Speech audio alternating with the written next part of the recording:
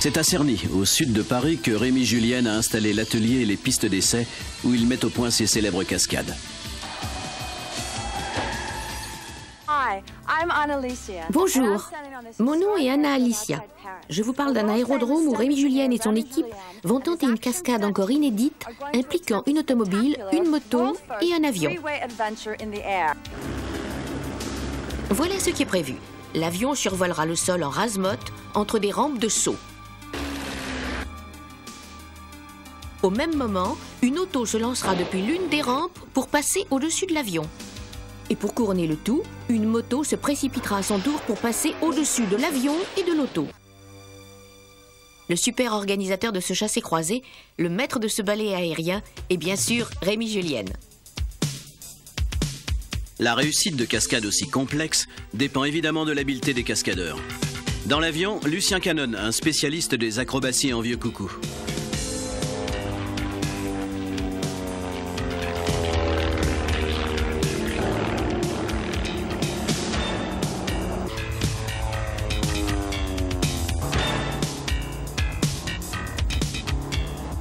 Le pilote automobile est Gilbert Bataille, qui travaille avec Rémi Julienne depuis des années.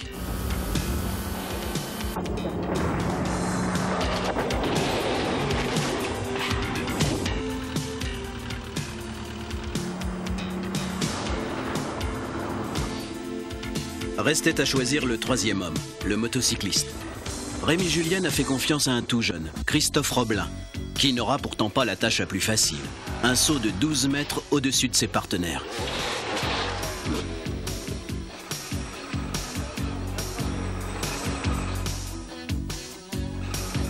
Le principal problème que cette cascade posait à Rémi Julienne, déterminer l'espace minimum dont l'avion aurait besoin entre les rampes. En effet, plus les rampes étaient écartées, plus la précision des sauts diminuait et donc plus la marge d'erreur augmentait.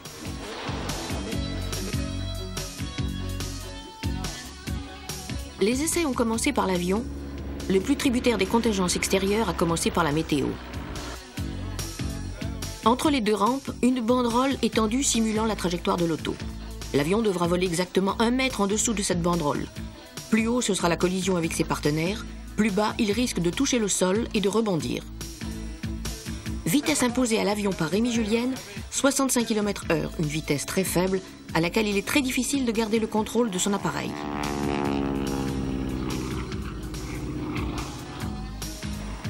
Pendant la première phase de préparation, les essais ont lieu séparément.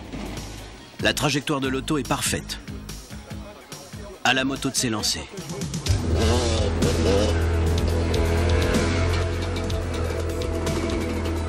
Pour les essais, on a mis en place une rampe de sécurité qui sera bien entendu retirée pour la cascade.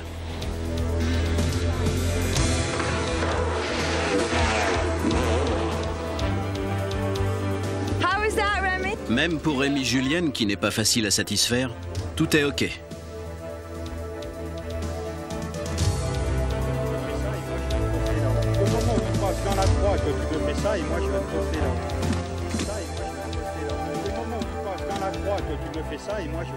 Les essais en solo sont au point.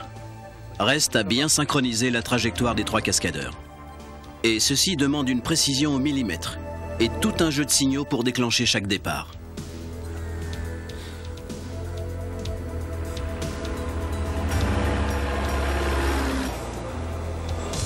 Maintenant, le timing est au point. Chacun connaît sa partition. Mais le temps, lui, se gâte.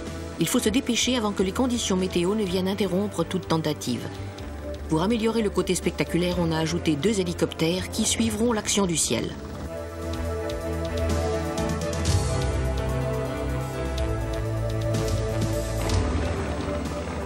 Dernière recommandation du maître avant le compte à rebours.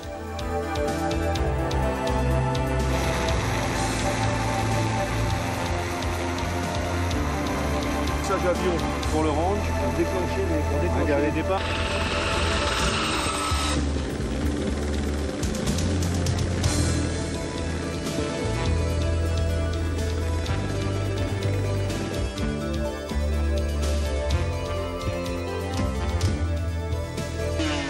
Les 3 véhicules ont pris position.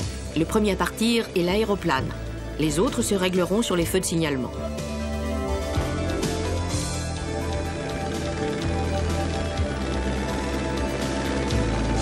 3, 2, 1, go!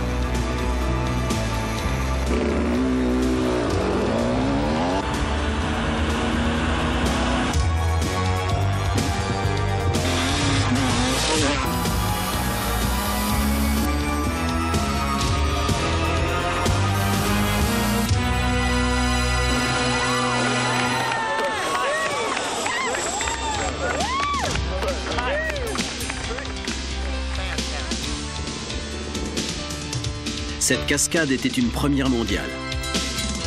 Elle vaut bien qu'on la revoie calmement.